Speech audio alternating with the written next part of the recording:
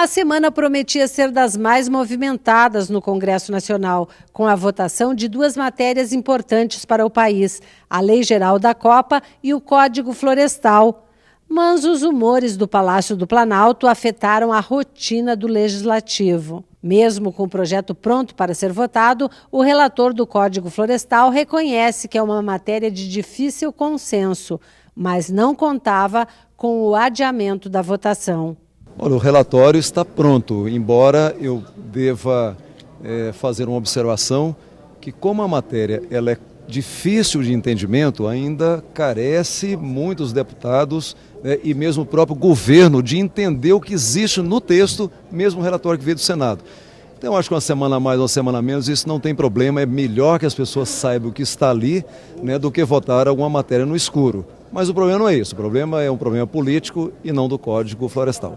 A votação do Código Florestal, que estava prevista para hoje, foi prejudicada em função do clima político que tomou conta do Congresso Nacional. De uma tacada só, a presidente Dilma Rousseff decidiu substituir as lideranças do governo na Câmara e no Senado, criando um vácuo de lideranças. Com este clima, não haverá votação.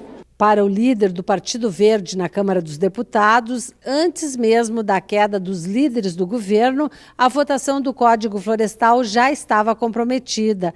Ele defende o adiamento para depois da Rio+20, no final de junho. Comprometida pela não harmonização dos posicionamentos na base do governo, alguns partidos da base do governo, ou parlamentares da base do governo, queriam retirar artigos que vieram do Senado.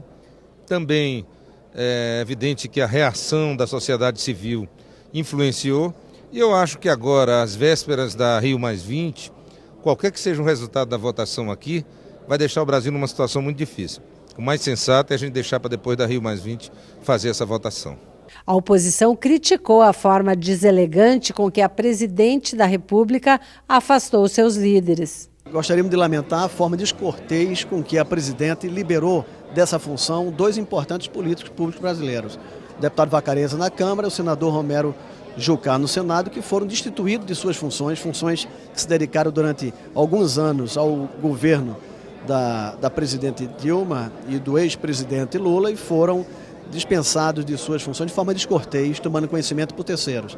No momento que uma chefe de Estado e chefe de governo não tem coragem de olhar nos olhos daquele que serviu ao seu governo e manda os outros destituírem, é um sinal muito ruim, muito menos para a base aliada, mas sobretudo para o Brasil inteiro, que se assusta com essa forma rude de a presidente lidar com aqueles que auxiliam o seu governo. Para a oposição, o que muda com a mudança na liderança? De repente ela está querendo mais da liderança? Qual é a análise?